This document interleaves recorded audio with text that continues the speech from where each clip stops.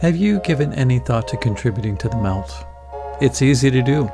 Just click the Patreon link in the episode notes, and for as little as $3 a month, you can get access to bonus episodes, early access to regular episodes, and you can also participate in monthly Zoom meetups. It helps to keep the magic happening here at the Melt. So I encourage you to karmically entangle yourself with the Melt today by subscribing monthly for less than the price of a container of goatee wax, or a prosthetic pinky, or a half stick of DMT butter, or an inflatable casket, or the shrunken head of an Atlantean supermodel, or a woolly mammoth's merkin, or a crystalline replica of Baba Yaga's hut, or a capsule of Sasquatch dander.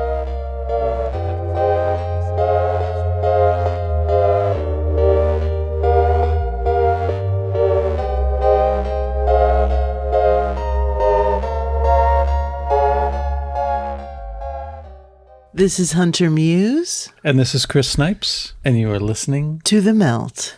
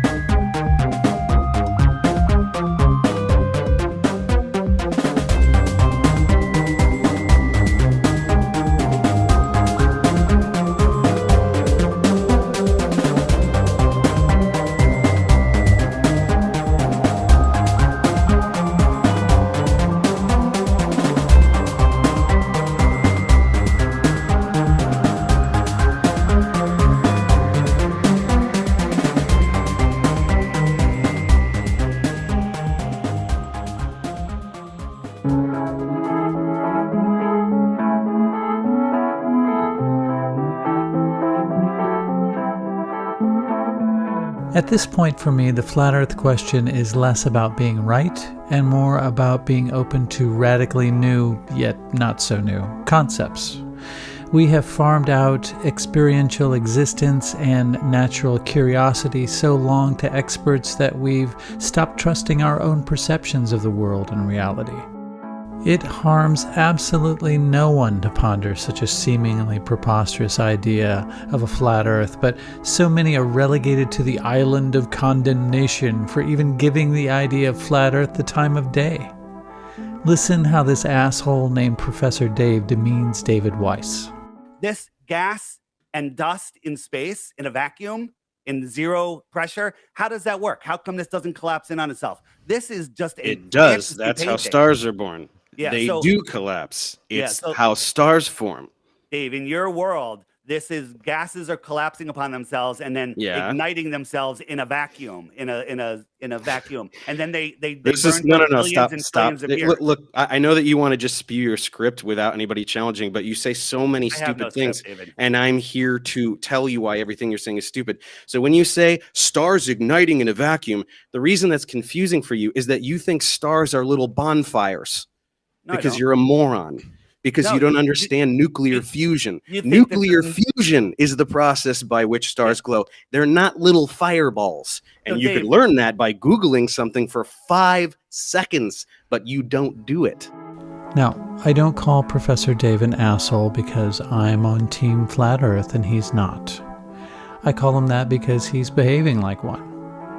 I really don't like the flat earth issue as yet another reason for people to get puffy-chested about their opinion on the matter. When I hear a flat earther call someone a globetard, it's as grating to me as, well, Professor Dave.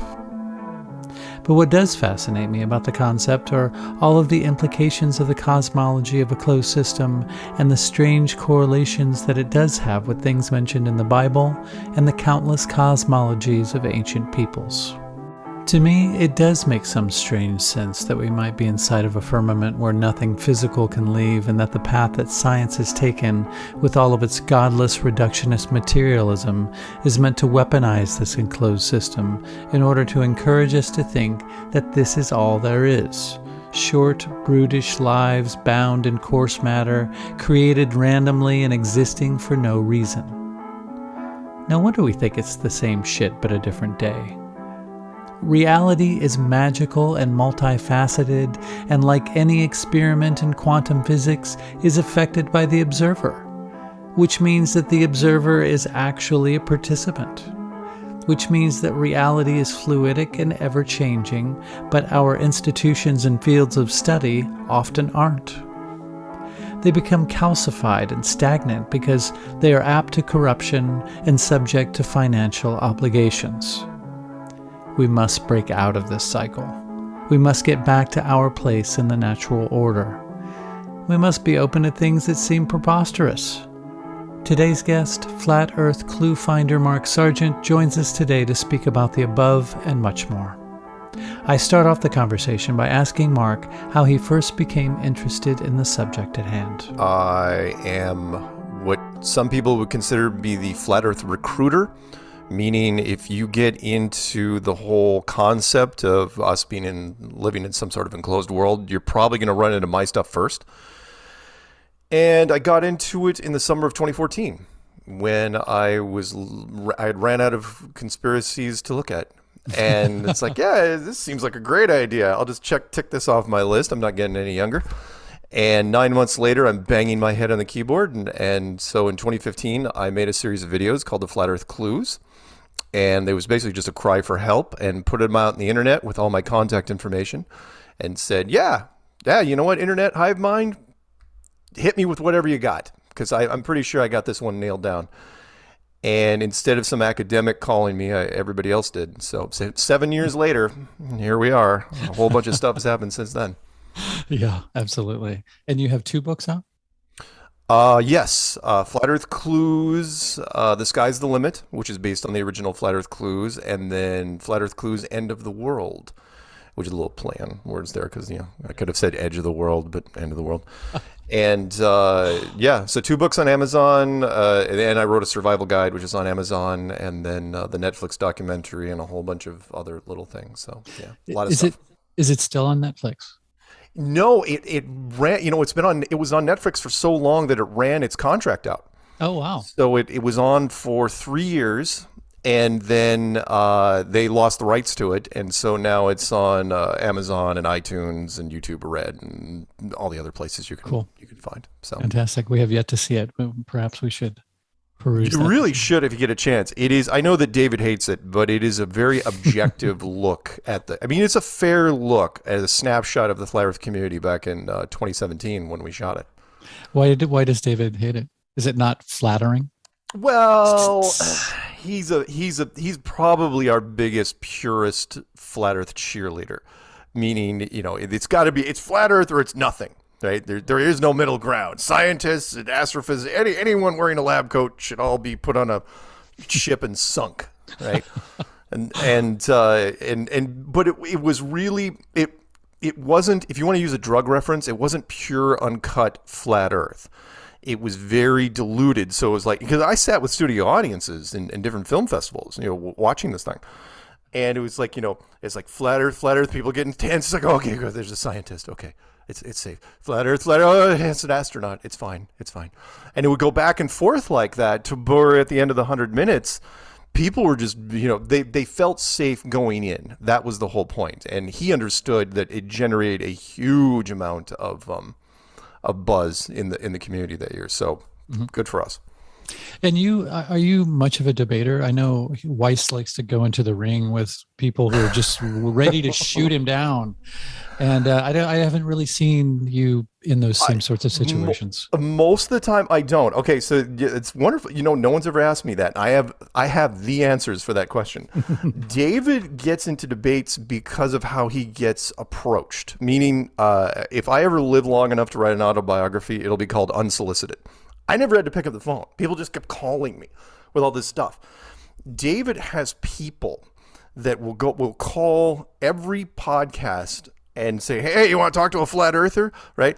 And depending on who they are, some people might be receptive, but other people are like, oh yeah, I want to talk to a flat earther. I got some things to say.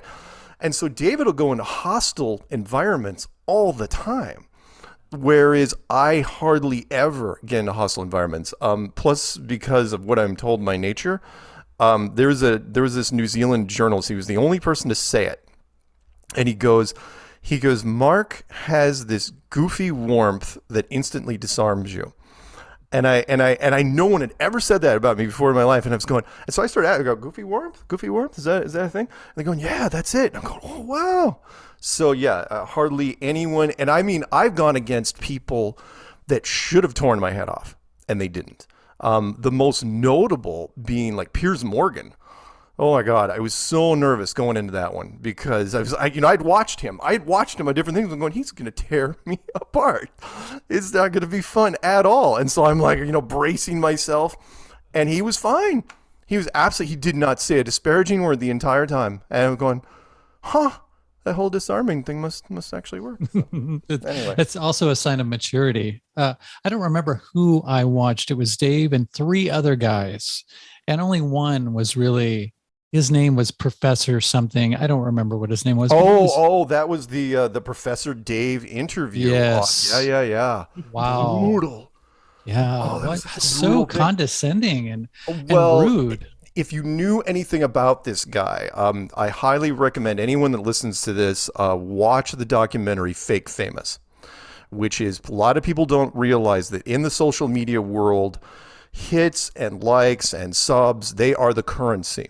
And you can buy them like anything else. You do not have to earn them. You can buy them.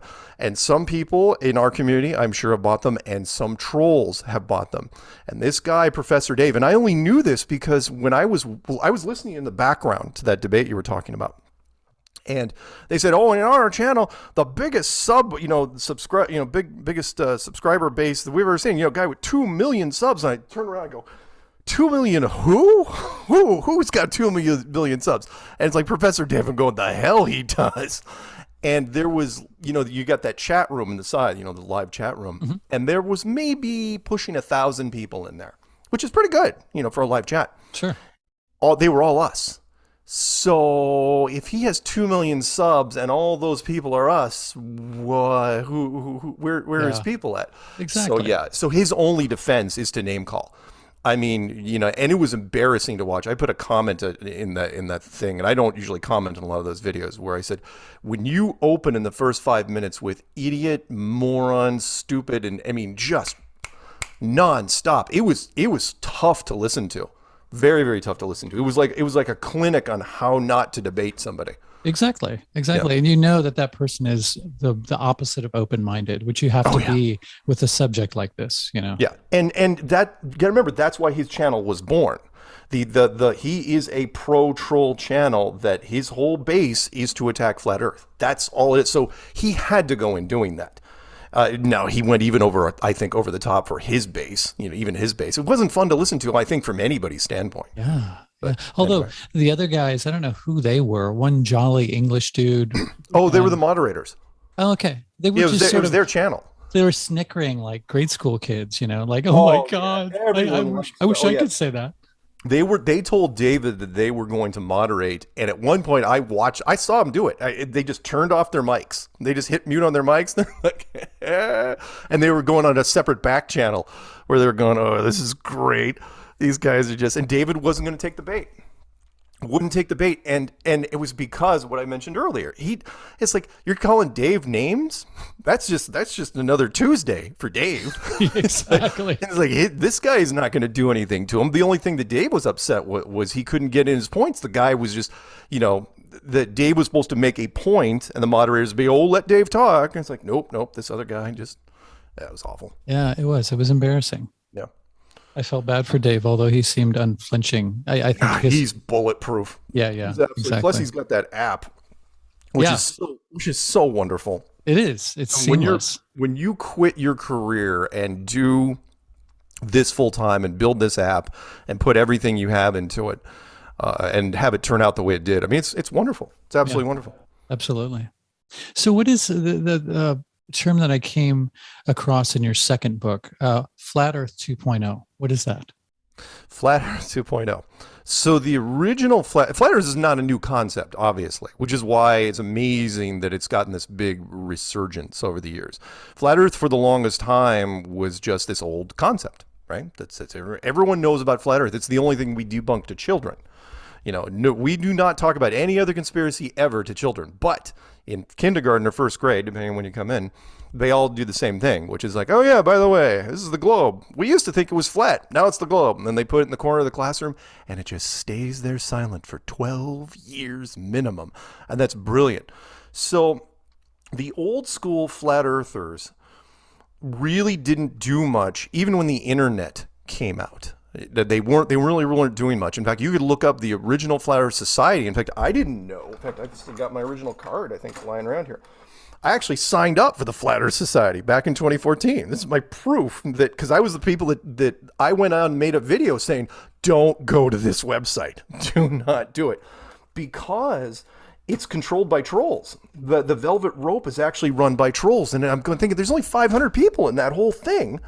And yet you've got dedicated trolls that are sitting up in front going, there's nothing to see here. Move along. Nothing to see here. It's all a joke. Just move along. And it's like, why would you even be bothering? I mean, trolls, to all the trolls out there, if you want to watch people cry, if you want to make people cry, you can go on YouTube all day long and make people cry. That's not hard. You can go into any room you want, just thumbs down, make a nasty comment, and you can torture people. And to that point, there was a joke I made where, but I wasn't kidding, because I'm old enough to remember when the internet was very, very new, which was, if you could make a video that has puppies and kittens playing in a children's cancer ward, and within 100 hits, guaranteed, within 100 likes, someone's going to come in there and go, this is gay, thumbs down, unsubbed, I hate everything. And just because they can. And it's like, there's no reason to do that. It's like, no, I don't care. They're just hateful people. Exactly. So anyway, sorry, circle back. Not Nancy Pelosi. No, not, who's circle back? The press secretary who's leaving. Jen Psaki. Jen Psaki. Yeah, not circle back. She's ruined the term circle back, just so you know. She's absolutely ruined it. I used to use it. I try to refrain from doing it. So what happened was, when social media started coming out, that Flat Earth Society wasn't doing anything. And so we just ignored them. And we just started doing our thing, mostly on YouTube. If it wasn't for YouTube, I wouldn't even be talking to you now. And it was like a year and a half after we were just ripping it up in the metrics on YouTube, just shredding them. And all of a sudden I get this guy, never heard of him, called me and said, oh yeah, I'm from the Flat Earth Society. I really like what you're doing. Thumbs up, blah, blah. I'm going, no offense, man, but where the hell have you been? Who are you? Why haven't you? You should have been there since minute one. And so I said, look, we don't need you. So you can just keep doing what you're doing. And they did. They never did get involved. We did conference after conference. I mean, 2019, I did conferences in 7 countries. They never once got involved in anything. And this is we're talking about a group whose founding member, he wasn't, well, I shouldn't say, he was the number one on the list of just because of popularity, was Thomas Dolby, the musician. Oh, wow. Cool. Yeah. Yeah, his second album is called Flat Earth. Right. Yeah. Yeah, we've never spoken to the guy, ever. All these other celebs came out, but Thomas Dolby never talked to anyone. There you go. So, well, yeah, we are Flat Earth 2.0. We don't care about the original Flat Earth Society. So everything up until 2015, Flat Earth 1.0. Everything after 2015, 2.0, which is us. Gotcha.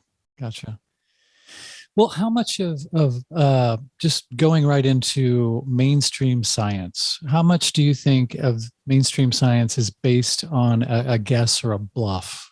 Because that's what a lot of this challenges. People always bring up the science card when Flat Earth comes to the step up to bat. Yeah, that's a wonderful question. And yeah, a lot of it. Unfortunately, science, I think Tesla said it best, and you probably know this quote, where he said that the problem with science is that, yeah, they're built on the shoulders of everybody else when you get to a certain level, but everybody that climbs on the shoulders never checks out the foundation, never reflects on the original foundation. So he goes, by the time you get up to like 6, 7, 8, 9 people up, he goes, the equations mean nothing because the chance of error is huge. And science makes mistakes. Neil deGrasse Tyson, one of the most arrogant things I've ever heard in my life was when he said, science is true whether or not you believe in it. which means that science, we put our stamp on science, that's it. That's what you have to go on. But my quote is that science is true only until the day it's not. And unfortunately, when it's not, they never apologize for it. One of my favorite science examples was a stupid fish called a coelacanth from years ago. It was an ugly fish with a bunch of extra fins, and they found fossils of it and years ago, and they said, wow, it's obviously been extinct for 70 million years. And every scientist in the world, every single one of them, would have bet the farm on it that this thing was gone for 70 million years. Well, then the British Navy caught one off of South Africa, and then another one off of Mozambique, and then another one off of Madagascar. And pretty soon, all of a sudden, National Geographic swimming, got scuba divers going, hey, these things are everywhere, right? So the question is, how did they get that so completely, absolutely put in a certificate you can frame wrong? And the reason is because, well, they reinforce each other without checking each other's work. Meaning it's like, well, I obviously have the pictures of the fossils, and this guy, we've done so many studies on these fossils, have to be right. It's like, well, yeah, but they weren't. They weren't. And I use cryptozoology, which is, the animals thing so often because it's so easy to do. Until the giant panda was found, it was an absolute myth, and they laughed at it. And same thing with the giant anaconda and the giant squid. Giant squid is one of my favorite examples because we still never caught one of the big ones. The only reason we even know they exist is because we found the remains in the bellies of sperm whales that came to the surface. You'll never catch one, ever, ever, ever. Peter Benchley, the guy that wrote Jaws, would have loved to have made a movie, a full-blown movie about the giant squid, because they eat great white sharks every once in a while just for fun. It's just amazing. Anyway, science does that all the time with things, and I have thrown questions at them time and time again. They just look at me with blank stares. One of my favorites, and we probably might get into this later, was there was a astrophysicist from Georgetown University who was approached by a German television team. It's like, you and Mark, you're going to do a debate. But we know that scientists don't like debates because, when you get a PhD, you have a hard time talking for whatever reason. You just get really tunnel visioned. You do. You get so focused that articulation just goes out the window. So it's like, okay, we're going to record video things from each of you and just pass them like notes in class. You're never going to talk to each other. It's like, oh, okay. And so I gave him 5 science questions, and he folded, and that was it. And to be fair, one of the reasons he folded is because when they get so specialized, they're really uncomfortable talking about things that aren't in their wheelhouse. Yeah. So they'd rather just say, yeah, I can't talk about that, so we're not going to do it. So yeah, that makes sense. And a lot of people think that science is this institution that is totally unbiased and doesn't have a narrative or agenda at all, which couldn't be further from the truth. Oh, yeah, science. I made a clue called "They Are Hiding God," but which is that science. Once the foundation of science was built, they started developing their own agendas, and they really became their own church with their own high priests and. As we develop technological advances within our civilization, they, through osmosis, grabbed more and more people in. But again, it was just in the general umbrella of science. So yeah, they got their own agenda, but I don't know, unless maybe at the highest levels, do they even know what they're doing? The big one for us, though, was the reinforcement of space, which I'm sure David mentioned many times, which is just about every story. And we now look at the subtext. There's 2 things we've noticed. One is they run regular, like a drumbeat, stories about space. Just, and it doesn't matter if you even read the article. It's like, oh yeah, there's something funny on the top of Saturn. There's the spot on Jupiter's weird. We're reclassifying Pluto and blah, blah, blah, blah, blah, blah. Oh, and every month there's some near-Earth asteroid coming by, or it's every freaking month now. And it's all, the subtext is because you're living on a globe in impossible space. Over and over and over they would do this, Mars space, Jupiter space, and Saturn space and all that. The other thing they do, and I don't know if they do this through Hollywood deliberately, but we've become hyper aware of it, is it doesn't matter what television show or movie you've watched in the last, 30, 40 years at least, you will find globes in places that should not be there. And there was this little story about, and we're talking, I mean, yeah, fine, classrooms, I get it, right? But why is there always a globe on the top of a filing cabinet in a detective's office in New York or Chicago or whatever, or in a doctor's office or this multi-billionaire's office? Just these weird random globes, and they're always in frame. And you say, oh, well, it's just happenstance. It's like, no, it's not. And there was this little story that came out about 3 or 4 years ago about hidden producers. One of the easiest things to do in the world, if you know anything about Hollywood, which is you can walk into any studio and say, hey, I'd like to donate $20,000, $30,000 to your television production and or movie. And it's like, okay, what do you want for it? You want a credit? Nope, don't want a credit. Do you want a percentage? Nope, don't want a percentage. What do you want? I want to help stage this particular room in this scene in this script. It's like, all right, they'll take your money. They don't care. They're like, hell yeah, we'll take it. Sure. What the hell do we care? And so these silent producers, and so they'll change a color here, change there, and then they'll put a globe somewhere. And it's just one of the weirdest things. So between those two reinforcements and, of course, putting the globe in the classroom for every student right underneath the American flag for years and years, it's the most amazing conditioning ever. Sorry, long-winded answer to your thing. It's like ambient heliocentrism.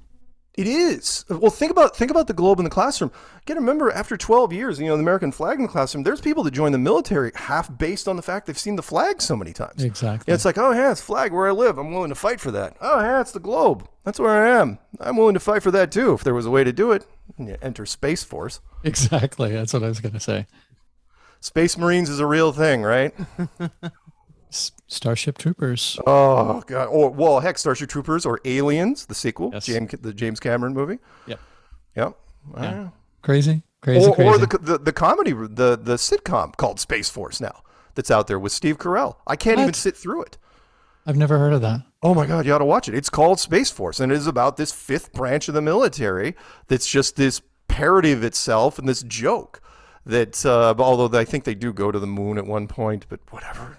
Yeah, crazy. But it's a comedy, obviously, with Steve Carell headlining it. Yeah, it's supposed to be a comedy. Right. It's probably more like a what am I not cringe fest. That's right. What I'm like. Well, I mean, I can't sit through it. It's just painful. Yeah, Steve Carell, not a big fan of him anyway. But so there are many people who might not know this, who aren't into flat Earth and haven't looked into it. But there's various different sort of forms of cosmology. Like there's the puddle theory. Right. There's the bubble theory of being inside of a firmament. Yep. What could you maybe go over a few of those and describe? Not everyone in the flat Earth community, and in fact, you'll know this if you end up watching the documentary, which is that only about 75% of the community even believe in a dome. Everyone believes it's flat. Right. In fact, most people in our community believe it's tabletop flat, but only about 70% believe that we're living inside like a Truman Show. That there's a big snow globe thing on top of us. And then there's another group of people and we're kind of mixed on. Is this a one-off, which I doubt. Or are there more of these things? More puddles. If you're going to make one, why would you just make one? Make more. With different stages of evolution or whatever you want to call it. But yeah, my only argument against the non-dome theory goes along with the whole air pressure versus vacuum problem, which is really a big issue, which is thermodynamics says that pressure cannot exist next to non-pressure without a barrier. Yeah. Right. So the same, you blow up a balloon with your hand, you let go with your fingers a million times, it's going to take off because the pressure is trying to equalize. And there's so many other examples of that. The one I throw at people in science, I have yet to find a scientist that'll come at me, which is, let's say your room, let's say there's a second story above your room and you turn it into a little vacuum chamber. You have a valve and you pull it, right? You pop the cap on that thing. What happens? Well, it's not like the movies. The movies are wrong so many times for plot issues, right? Which is the air equalizes absolutely instantly. It's violent. It's horrible. It's not like, we only got 2 minutes of air left. Get the duct tape and put on the spacesuits. No. It's you're done. That is over. So the air will rush up immediately upstairs into your room, equalizing. So why? Well, because the power of that vacuum just destroys gravity, right? The smaller example is you sucking soda out of a glass. You create a small vacuum force. Well, when you walk outside, why is our atmosphere still here? And because it's like, well, because we got an atmosphere sitting next to the biggest vacuum of all time, if you believe mainstream science, right? And people a knee-jerk reaction, because it's the only answer they have in science, is, well, it's got to be gravity. You mean the same gravity that couldn't keep the air in your room just now from going upstairs? The exact same gravity? I even had a guy stop in mid-sentence. He said, well, there's more. I go, more gravity? Really? More? Is that what you're going to say? So if that's the case, then the dome theory really holds a lot better. I mean, doesn't the whole greenhouse gas effect, mean a lot more if it's an actual greenhouse? Yeah. I never understood as a kid anywhere. The fluorocarbons and everything, they get up to the top, and then what exactly? They supposedly just stay there? It's like, no, they'd be shredded. They'd take off. I've even had one person. Let me give one more quick example for you. I had one person say, well, it's really thin and kind of wispy up there, and so the vacuum doesn't have a lot to pull off of. And I go, that is not how it works at all. So I'll give you the quick example. The example I had was we'll take an ordinary cardboard box, an Amazon box. How's that? And inside that box, you make sure the bottom is held together by only a little bit of tape, right? So it has very little resistance. And you put some packing popcorn in there. Pick up the box. What happens? Nothing happens. Right? Because the packing popcorn doesn't weigh anything. Yes. Well, you put the box back down, and then you grab a whole bunch of books and put it on top of the packing popcorn, right? And then try to lift up that same box. What's going to happen? The books are just going to punch. It's going to push everything straight down, and everything's going to fall to the floor. There you are. Everything's going to fall to the floor. Well, it's like, okay, what's that analogy of? Well, that would be the atmosphere. The vacuum of space doesn't care about that packing popcorn at the edge of space. It's going after everything. It's going after the packing popcorn. It's going after the books. It's going after the oceans. Everything that's not nailed down, and some of it, would be just completely torn off. Mm-hmm. And no one ever touches it. So. Well, and also there is, by researching this, I found out there's a lot of people who believe in a firmament because of the Bible. Sure. It's mentioned all the time. Sure. Is it more Genesis 1:8, if I'm not mistaken, firmament separating the waters above and the waters below. Yeah. Or the tombstone of Werner von Braun, which I thought was very intriguing, and I will take credit for that one. Which is it's just, you'd think it'd be this giant, Werner von Braun, right? You think it'd be this giant statue with him pointing at the sky and a big racket behind him. No, it's just this modest headstone. The year he was born, the year he died, and then Psalms. I think it's 19:1. And I had to look it up. I was going, what does it say? And and he's not a religious guy, or at least I didn't think he was. And the verse says, and the firmament shows his handiwork. That is like, crazy. why would the father of rocket science be reaching out from the grave and throwing that little breadcrumb out there? Don't know. Exactly. So do you more come from the pressure argument or the biblical, or a mixture of both? Both. Because when I was making the clues, I got grief from the Christian community. I was raised born again evangelical Christian.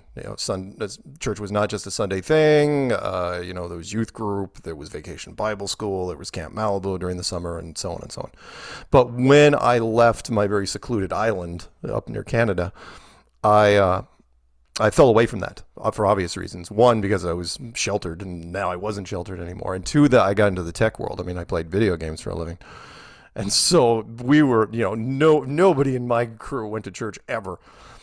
And so the Christian community came at me and said, you're kind of bobbing and weaving and dancing around the whole God issue. You have to address this in the clues. And so I said, you know what? You're right. So I made a clue called They Are Hiding God. And I said, okay, here's my opinion on it, which is science has a vested interest to protect its foundation. And if they found, like a lot of things, right, there's some things that can be hidden. I mean, you got to remember how the end of Indiana Jones, the Raiders of the Lost Ark was, where they put it in a cardboard box or put it in a wooden box and they put it in a warehouse and no one ever saw it again. Exactly. Right?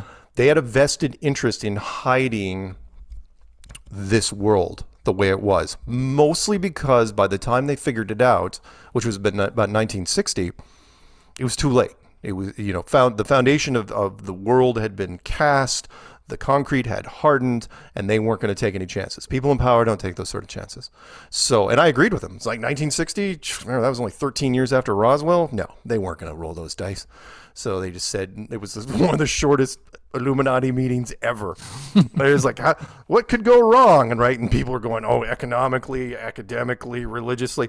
And then finally some guy at the end who was smoking, because they all do, and was, well, yeah, we're not going to tell anybody for a while. So let's just keep this under wraps for a while. And they did for a long, long time until just recently. So what happened in 1960?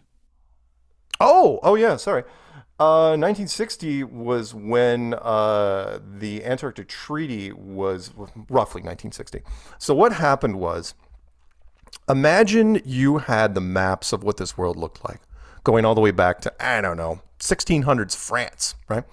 You could have been the most powerful man in Europe. What are you going to do with it? You got wooden ships, you got horses. You don't have the tech to do anything. You can't go down to Antarctica. You die. I mean, it's a horrible, horrible place to go to. So it wasn't until the Industrial Revolution, and most notably, not until the internal combustion engine was made, before they could even verify the old maps, which was, and they sent Admiral Richard Byrd, to the North Pole in 1926. And whatever he found, doesn't matter if you believe the myths or the legends or whatever he found up there freaked him out so bad that they said, okay, you're going to Antarctica and you're just going to start flying. You're going to fly and fly. We're going to send you better planes and better planes and better planes. And that's all he did. The rest of his career, off and on, he just kept going. He flew down there from 1926 all the way up until 1956. Flew around in doing Navy missions down there, looking for what I call the outer barrier or the outer marker. Getting refueling stations, just keep flying and flying. And at one point, I think they gave up. I think they were like, he's been flying down there for 30 years. Can't find anything. We got to shut this thing down, right? So he goes on television in 1954 for a wonderful show. It was like the 60 Minutes of his day, called the Long Jeans. I pronounced it wrong. I pronounced it Long Jeans, and I had older people calling me up. It's Long Jeans. It's a watch. You should know this. Long Jeans Chronoscope, watchmakers, popular, because a watchmaker is sponsoring a television show in America. Yes.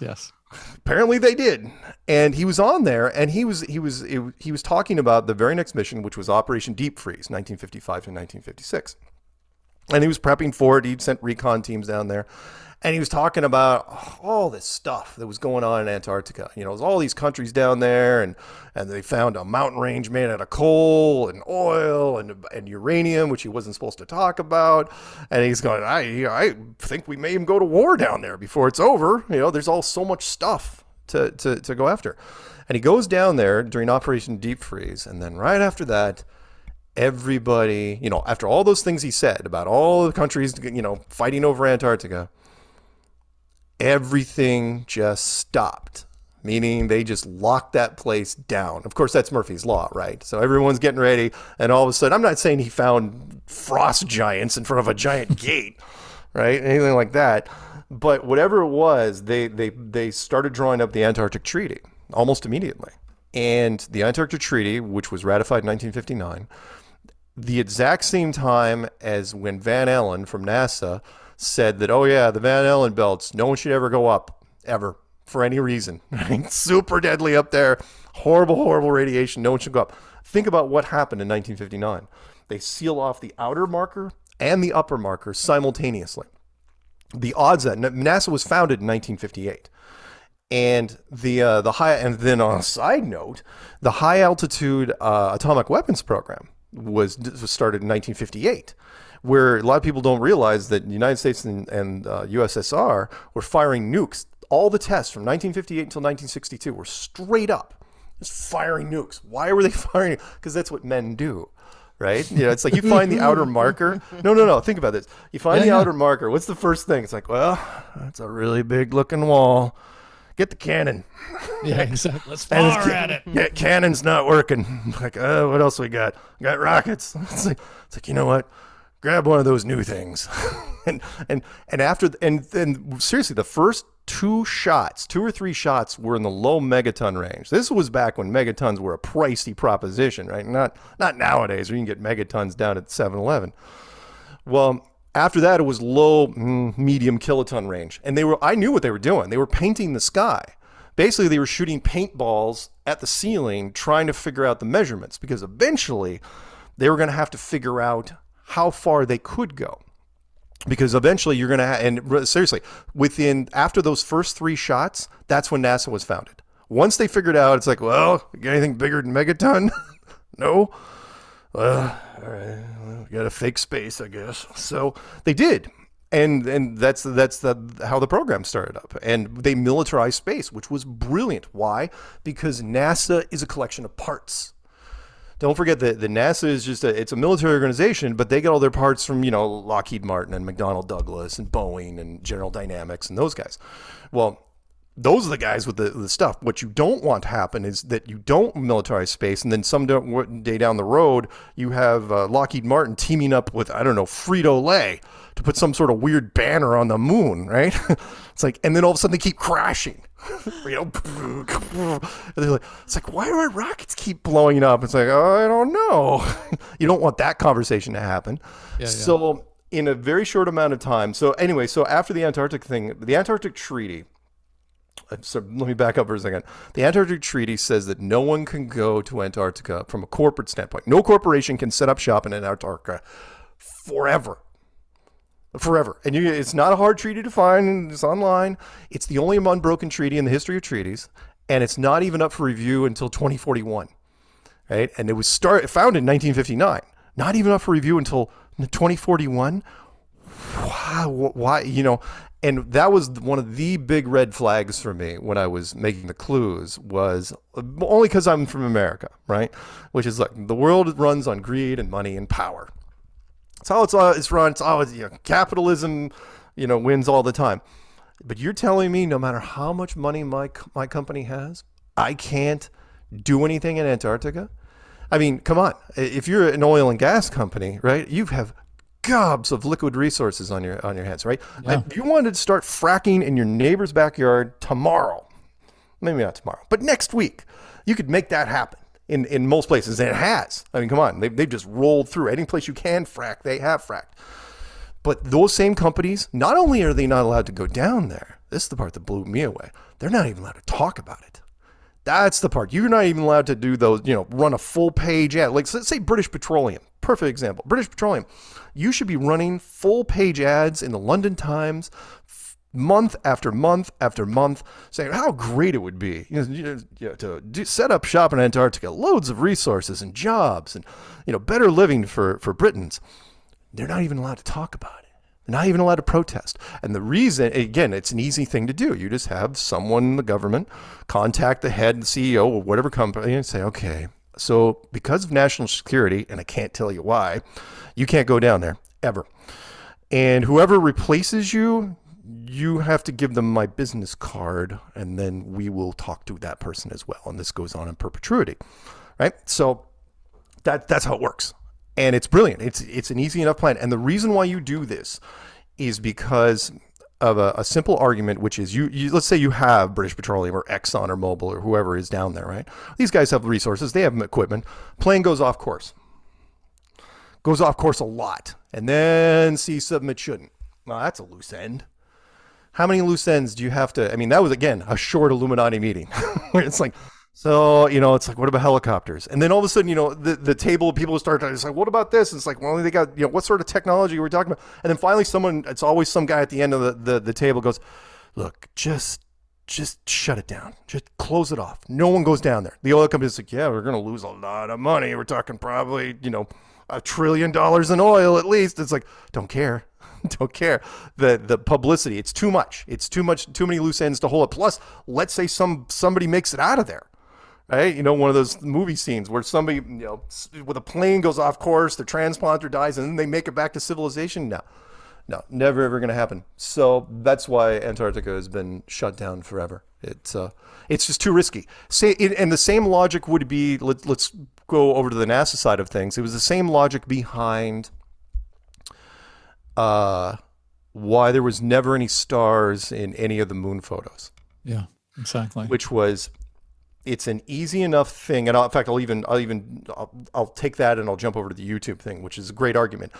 So you have the stars, right? But then you got nerds that are sitting at the sidelines going, the belt of Orion is going to be in the wrong place at this particular time during the day. It's like, no one's going to, it's like, I noticed. It's like, oh God. So, and it's like, you can't do the math, right? All the shots will be way too tough to do. I mean, again, if a star is out of place, even in the slightest, right? Yep. We're talking about 1969. And so finally somebody says, just no stars. Just don't even put it. And it's like, what do we say about the no stars? Well, it's an exposure setting. Yeah, but wouldn't there be an exposure setting that would show stars? Doesn't matter. It'll just tell the astronauts they never saw stars. It's like, all right. And it worked. The same thing goes along with, and I know I'm kind of ranting here, but the same thing goes along with the spacesuits. Look up, if you ever get a chance, look up the early videos of spacesuits in the mid-1950s when they were trying to design the early space program, which was, they were all really, really heavy plastic or metal or hybrids, and they had to be because the whole pressure thing, right? You can't use a soft suit because it would just turn into a parade float, and they just tip over and they, the thing would burst open.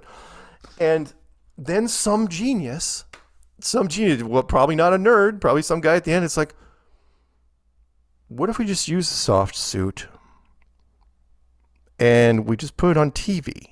And it's like, because people would notice, like, Americans don't know much about physics. We go through high school after high school. We don't teach much about physics, right? They're never going to figure that out.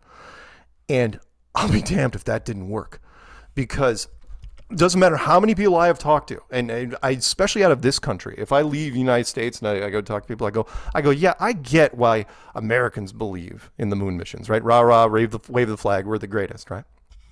But why are you in Sweden? Why do you believe that the Americans went to the moon? And everybody, I don't matter what country, they say the same thing. And they go, well, because it was on television. And I go, well, yeah, interesting. I go, really? And I go, there's lots of things on television. Yeah, but this was the news. The news is never fake. I go, and then I try to get away from the fake news argument. And I say, because the Americans would never lie about anything, ever. I'll give you a quick perception thing real fast, which is when I was doing an Egypt thing to look at the pyramids, I was running into these group of high schoolers, and they were looking at me like I was some sort of demigod. And I was like, and this was before Flat Earth, right? And I'm going, what's the deal with the kids, right? And it's like, oh, you're the first Americans they'd seen outside of television. And I go, and? So what? I go, everyone's television's television. I go, and it occurred to me, I go, what kind of shows do you watch over here? And they go, oh, all the good American shows. Dallas, Dynasty, Falcon's Crest. It's like, I go, what do you mean where all the Americans are incredibly rich millionaires and sometimes billionaires? It's like, yeah, that's what it's like, isn't it? I go, yeah, now I can see why everyone wants to get American visas. They still call it the New World. Yeah. So anyway, exactly. Sorry. Don't be sorry. That's what we're here for, to hear you talk. So how did the narrative morph from militarizing space / lying about it to sort of epitomizing our insignificance? Kind of one and the same, in that when you reinforce space over and over and over again, you're without even condemning religion, you are creating a model of the universe that is so vast and so incomprehensibly, since it supposedly has no borders, you can't literally get your head around it, right?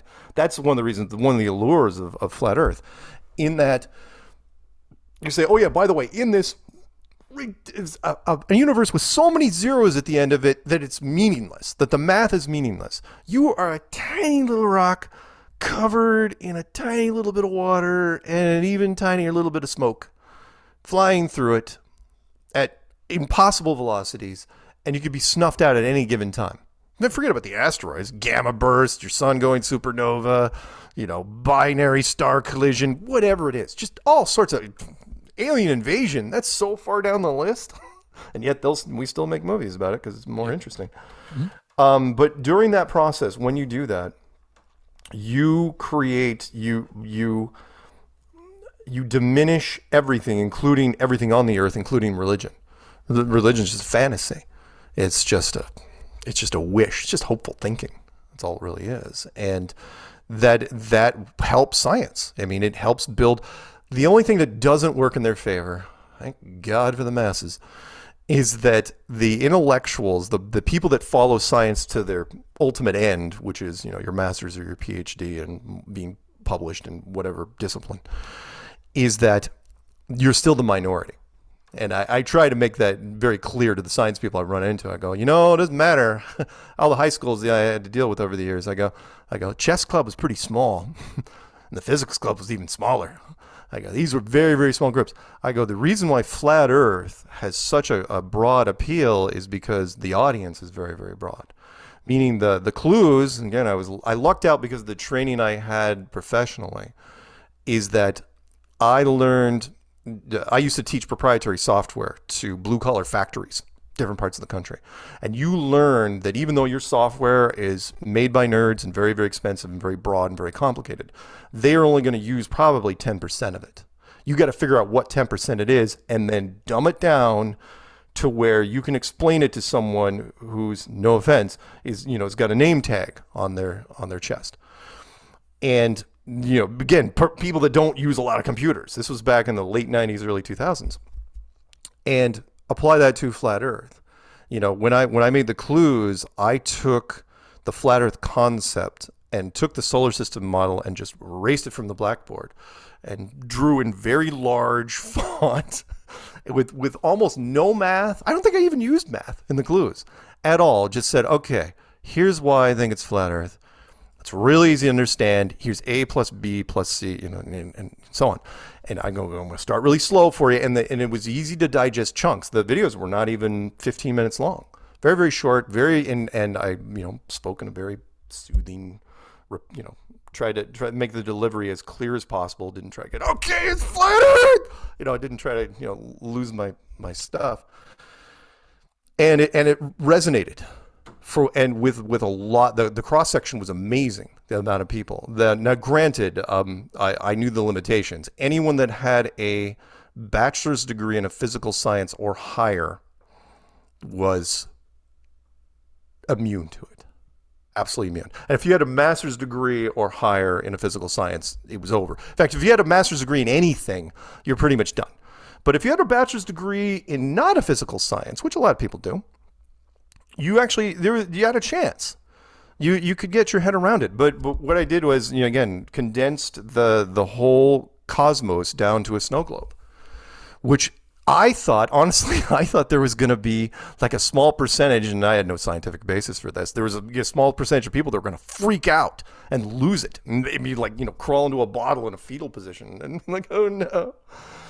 But that's not what happened. In fact, it crunches everything back down, but it's very comforting to a lot of people, which is simultaneously, it turns the whole universe into a studio apartment, but it's very comfortable and it was meant just for them. It's like a studio apartment with your name on the door. Yeah. And that is really reassuring to a whole bunch of people. And that was wonderful to see.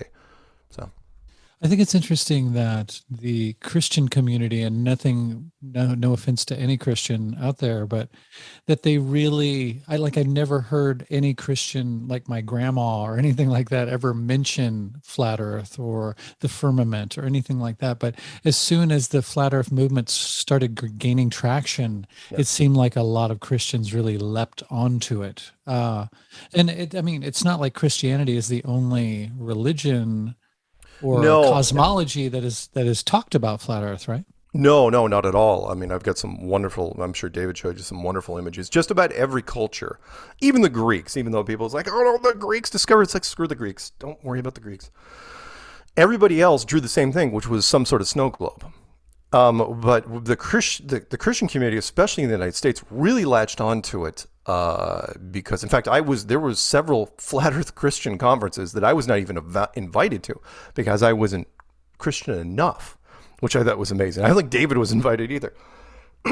But they latched onto it because if you have a belief, if you are strong, in the belief of a creator, but you're only like 93%, give or take, this will take you another 4 or 5%. And for a lot of people, that's more than enough to tip the scales even further.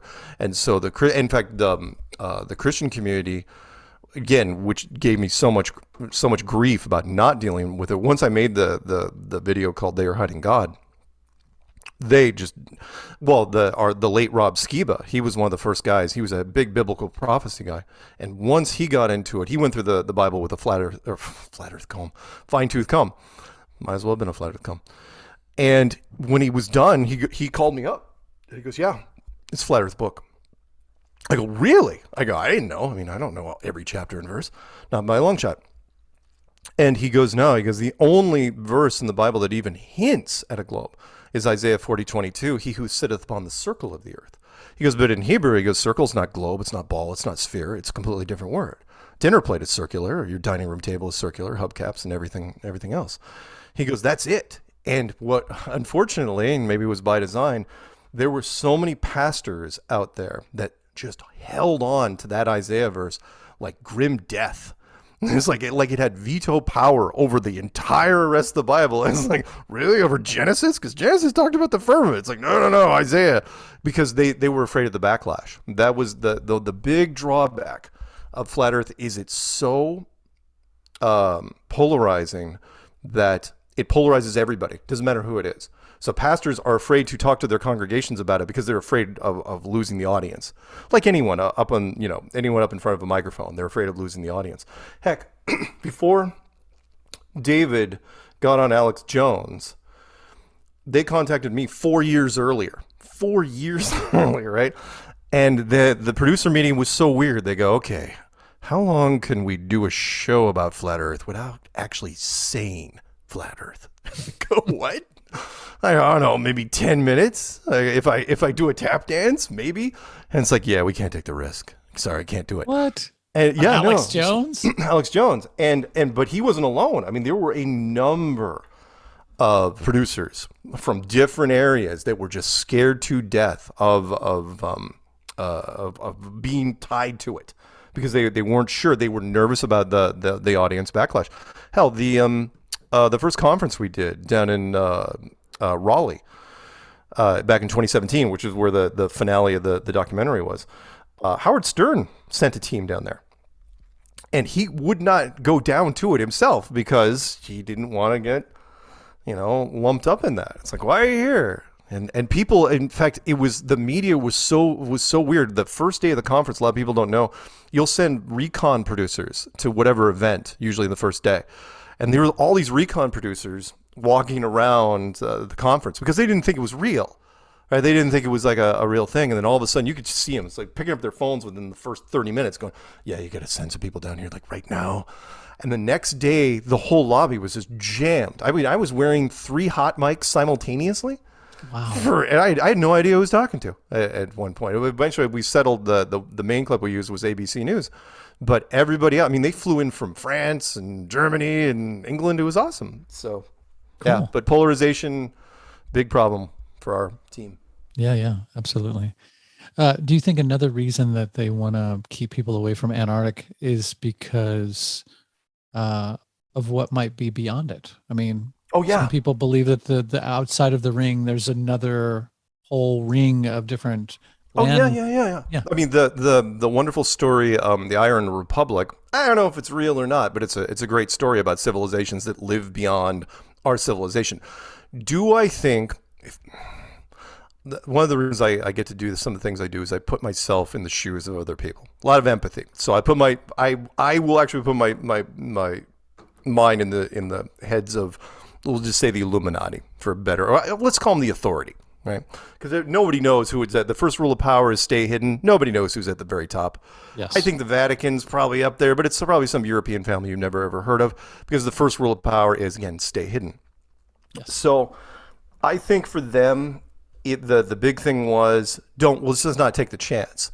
So like with the oil companies or private companies, all it takes is one group to go off rails, to go off road, and then you don't know what you don't want to keep track of them. So do I think physically that they had the technology maybe even 20 years ago to make it to the outer marker? Nah, doubt it.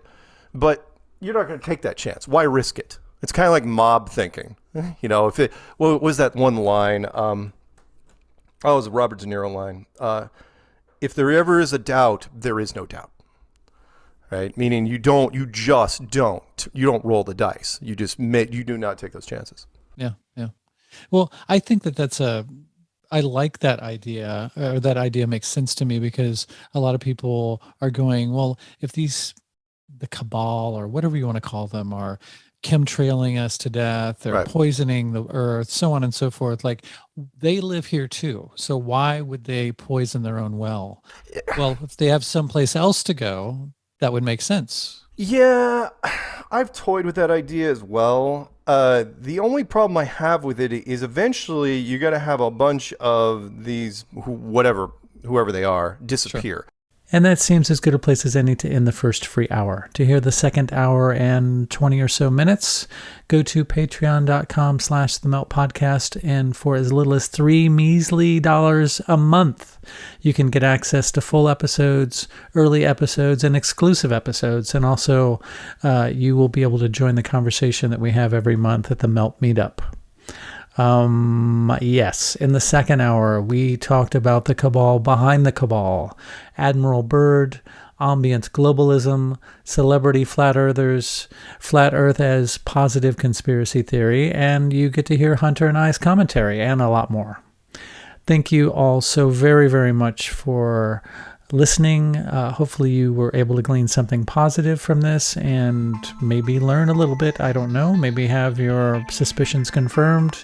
Whatever the case may be, I hope it's positive, and there is a lot of great stuff coming your way. So stay tuned, and until next time, take care, people. If you've liked what you've heard and would like to contribute to The Melt, there are a few ways that you can do that. The most tangible would be financially. Just click the Patreon link in the episode notes, and there you will find ways that you can contribute for as little as $3 a month. This will give you access to bonus episodes, early access to regular episodes, and you can also participate in monthly Zoom meetups. Contributing financially will also help make The Melt better, pay the bills, and help to make this podcast a full-time endeavor that I can fully devote my time to and provide you with more content. Another way of contributing would be to go to wherever it is that you subscribe to The Melt and give it a favorable review or rating, and this will help it to reach more people. You can also spread the word to friends and family via social media, email, or word of mouth. And lastly, if none of those options are readily available or appealing to you, simply send your positive thoughts and intentions. In an interconnected and quantumly entangled multiverse, these also go a long way. Thank you.